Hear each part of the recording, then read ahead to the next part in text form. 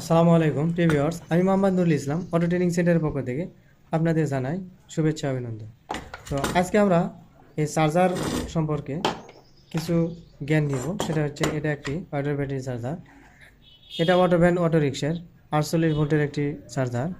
তো এই চার্জারের সব কিছু ঠিক আছে, কিন্তু আউটপুট পাচ্ছে না। এই আউটপুটটা কেন পাচ্ছে না সেটাই আজকে আমরা চেক করে দেখব।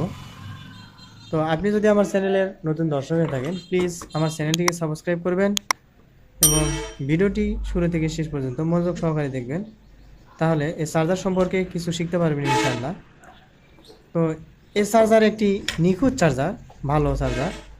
তো এই চার্জারের সব কিছু ঠিক আছে। দেখেন, আমি লাইনটা লাগিয়ে দিচ্ছি। তো এখানে দেখেন লাইট আছে, মানে এই চার্জারটা ওকে আছে, ভালো আছে। তো এই চার্জারের আউটপুট পাচ্ছে না। তো এই আউটপুট কেন পাচ্ছে না এটাই আমরা আজকে দেখব। এই আউটপুট না পাওয়ার কারণ কি। তো লাইটটা জ্বলতেছে, লাইন পাইছে। তো এখন দেখেন, আমি যদি এই কটে ধরি, এখানে যদি ধরি, তো দেখেন আউটপুট নাই, জিরো আউটপুট নাই। এখানে আউটপুট দেখাচ্ছে না।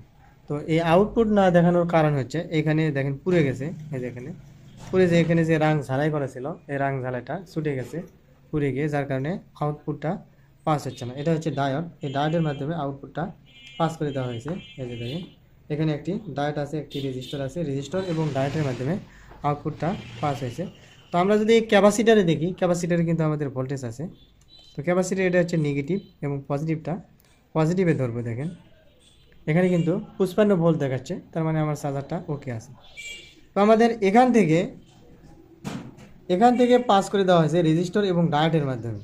রেজিস্টার এবং ডায়োডের মাধ্যমে পাস করে দেওয়া হয়েছে।